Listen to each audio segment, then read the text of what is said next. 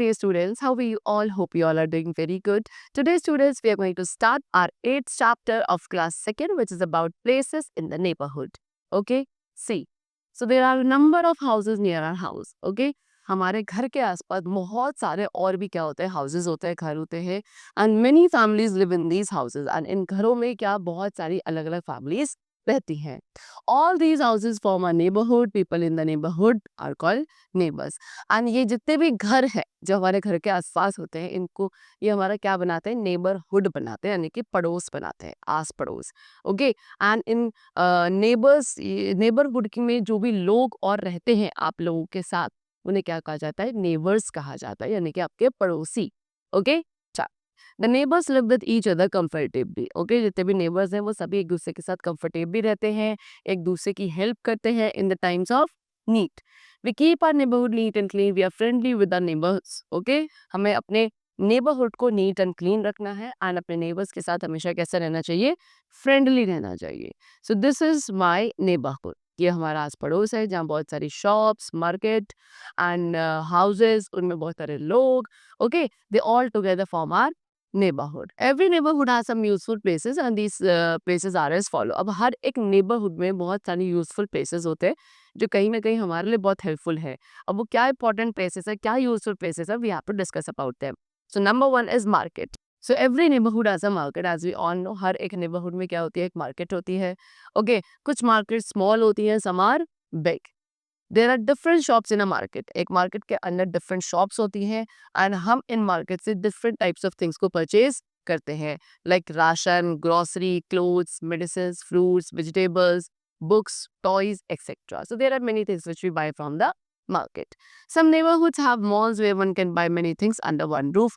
And कुछ neighborhoods में malls भी होते हैं. malls क्या एक ऐसा place जहाँ पे आप बहुत सारी चीज़ों को या different types of things को purchase कर सकते हो एक single roof के अंदर. Okay? चल now the next useful place around our neighborhood is post office. Okay अब post office भी हमारे neighborhood में होता है हमारे लिए काफ़ी useful होता है because हम post office से stamp postcard envelope purchase कर सकते हैं. यानी कि आफ्टर राइटिंग लेटर्स अगर आप किसी को लेटर लिखते हैं तो लेटर लिखने के बाद आप उसको कहाँ ड्रॉप करेंगे लेटर बॉक्स के अंदर ड्रॉप करेंगे. फिर उसके बाद पोस्टमैन क्या करता है पोस्टमैन इन लेटर्स को कलेक्ट करते हैं और उनको पोस्ट ऑफिस तक लेकर जाते हैं.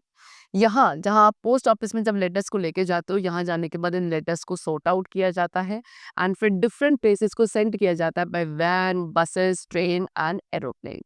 पोस्टमैन फिर इन लेटर्स को डिलीवर करता है to the different houses. Okay चलो आप अपने पार्सल्स एंड मनी ऑर्डर्स भी कलेक्ट कर सकते हैं from the post office. Now next we come to hospital. So hospital students हमारे लिए कैसे यूजफुल है I hope you all are very aware about it. So when we are sick और injured we go to a hospital. जब भी हम बीमार हैं या हमें इंजर्ड है चोट लगी है तो हम कहाँ जाते हैं हॉस्पिटल में जाते हैं. हॉस्पिटल में डॉक्टर होते हैं जो हमारा चेकअप करते हैं और हमें बताते हैं कि हमें कौन सी मेडिसिन लेनी चाहिए. उसके बाद जितने भी बड़े बड़े हॉस्पिटल्स हैं उनके पास अपनी एम्बुलेंस भी होती है सो दैट वो पेशेंट्स को क्या लेकर जा सके इमरजेंसी केस में. Next is bank.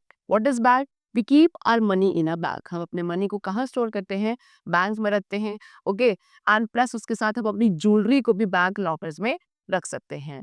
We can take them out whenever needed and उन ज्वेलरी को एंड मनी को जब भी हमारी नीड है उन्हें वहां से वापस भी लेकर आ सकते हैं. दीज डे आज के टाइम पे हमारे पास एटीएम्स होते हैं ऑलमोस्ट हर एक नेबरहुड में एंड हम इस किसी भी इस एटीएम मशीन से जो मनी है कभी भी कहीं भी किसी भी टाइम क्या कर सकते हैं बाहर निकाल सकते हैं. Next we come to police station. तो पुलिस स्टेशन क्या है it is the headquarters of the local police force. किसी भी एक प्लेस के अराउंड जो लोकल पुलिस फोर्स है उनका जो हेडक्वार्टर होता है दैट इज पुलिस स्टेशन. हर एक पुलिस स्टेशन के अंदर पुलिसमैन होते हैं वो भी बहुत सारे एंड ये पुलिसमैन क्या करते हैं हमारे नेबरहुड में लॉ एंड ऑर्डर को मेंटेन करते हैं. इनका काम है थीव्स को क्रिमिनल्स को है ना कैच करना या एंटी सोशल एलिमेंट्स को कैच करके उन्हें कहाँ जेल में डालना. ओके चल they also control the crowds during fairs festivals and processions.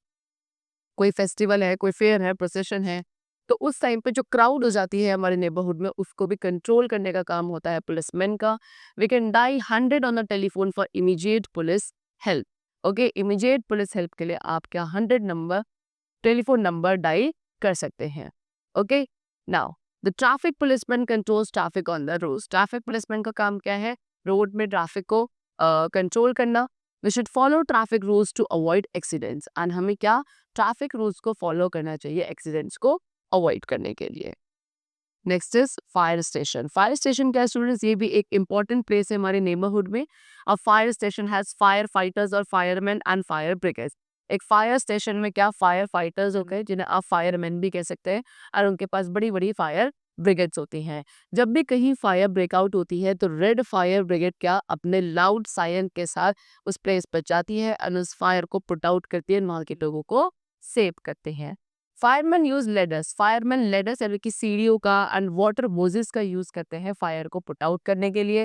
And एक जो फायरमैन की ड्यूटी है ये काफी रिस्की होती है, सो हम फायर ब्रिगेड को कॉल करने के लिए ऑन इमीडिएट बेसिस 101 पे डायल कर सकते हैं.